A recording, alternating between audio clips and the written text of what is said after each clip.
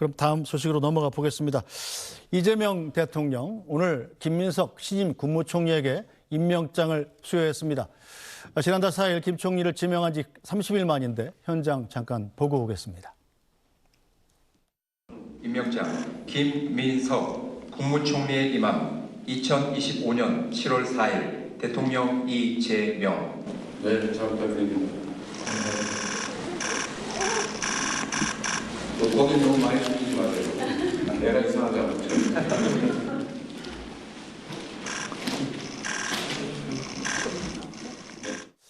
네, 자, 김진욱 대변인. 일단 뭐 대통령이 임명장 주면서 농담도 건네고 그러는데 어쨌든 이 여야 합의로 인준안이 통과되지 못했다는 것. 이거 상당히 좀 아쉬운 부분 아닙니까? 그렇습니다.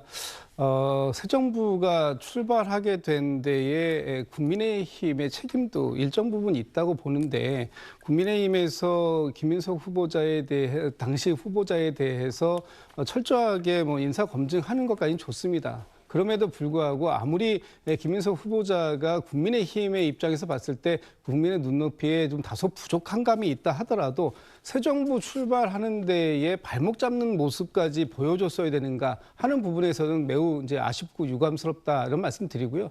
저희도 지난 22년도에 윤석열 정부 출범할 때 한덕수 국무총리 후보자 신분이었을 때 굉장히 저희도 날카롭게 비판도 많이 했고 검증도 많이 했습니다. 그 과정 속에서 상당히 검증 과정 속에서 해명 안 되는 부분도 있었고 또 부족한 부분이 많다. 국민 눈높이에 안 맞는 부분이 있다라는 게 있었음에도 불구하고 저희도 그래도 새 정부 출범에 협조한다라는 취지에서 인사청문 보고서 채택에도 동의하고 또 본회의장에서 표결에도 참여를 했었습니다. 네. 그럼에도 불구하고 지금 이번에 국민의힘은 아예 본회의장의 표결에 참여하지도 않았지 않습니까? 이것은 결국은 이재명 정부의 출발에 대해서 발목 잡는 그런 모습 이상도 이하도 아니다라고 보여져서 저희들은 무척 좀 아쉽게 생각합니다. 그럼에도 불구하고 앞으로 현 내각이 이제 구성되는 지금 한 발을 내딛는 상황이기 때문에 앞으로에 대해서는 뭐 국민의힘에서도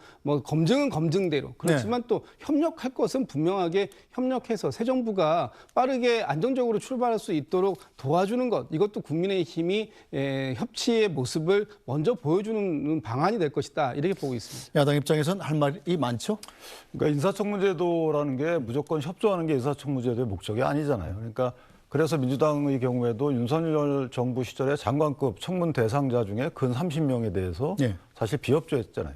그 부분에 대해서 그럴 수 있다고 봅니다. 그런데 김민석 총리 후보자의 경우는 약간 경우가 달라요. 한 총리 말씀하시는데 한 총리는 그래서 아마 그 당시에 윤석열 전 대통령은 진보정부 시절에 총리를 역임했던 분을 청문회 통과를 위해서 아마 내정한 게 아닌가라는 말이 있을 정도로 첫 총리에 대해서 통과를 위해서 굉장히 애를 썼죠. 그다음에 한 총리가 겸손한 부분을 잃지는 않았어요. 근데 지금 김민석 후보자의 경우에는 새로운 의혹을 발견하기 위해서 저희가 자료를 달라 했던 게 아니잖아요. 한 총리 시절에는 새로운 의혹을 발견하기 위해서 자료를 달라 그랬던 건데 자료에 대해서 불충분한지 모르겠습니다만은 뭐 김앤장으로부터 받았던 그 보수의 액수에 대한 금액은 정해져 있습니다. 거기에 대한 비판의 평가 기준이 다를 뿐이고 그다음에 뭐 임대료가 적정한지 여부에 대해서 평가 기준이 다를 뿐이었어요. 그런데 김민석 총리이죠. 이제 총리의 경우에는 그 사실관계 확정에 협조를 안 한 부분이 있어요. 예컨대 본인이 내 자료 내겠다라고 한 부분, 증여세 완납 이런 부분도 안 냅니다. 그러면 본인이 주장한 말이 사실인지 여부에 대해서 국민께 우리는 밝힐 의무가 있음에도 불구하고 그걸 협조 안 하잖아요. 그런데 이걸 어떻게 박수 치겠습니까? 이 부분은 총리께서 자 이렇게 지금 이제 청문회를 통과하고 그다음에 대통령으로부터 임명장을 받았잖아요. 그러면 첫 번째 찾아갈 곳은 저는 개인적으로 국민의힘 당사라고 생각을 했어요. 찾아가서 앞으로 내가 이렇게 사정상 이렇게 했는데 앞으로는 잘 협조해서 합시다.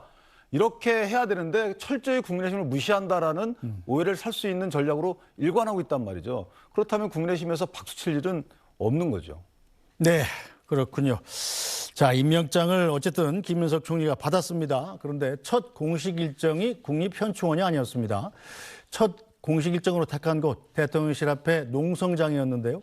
송미령 농림축산식품부 장관의 유임을 반대하면서 농성을 벌여온 농민단체 대표들을 만났습니다. 자, 박진원 논술위원, 대개 총리가 정식으로 되고 나면 현충원 먼저 찾는데 김민석 총리가 지금 농민단체 대표들을 만난 건 또 다른 이유가 있는 거겠죠? 그렇습니다.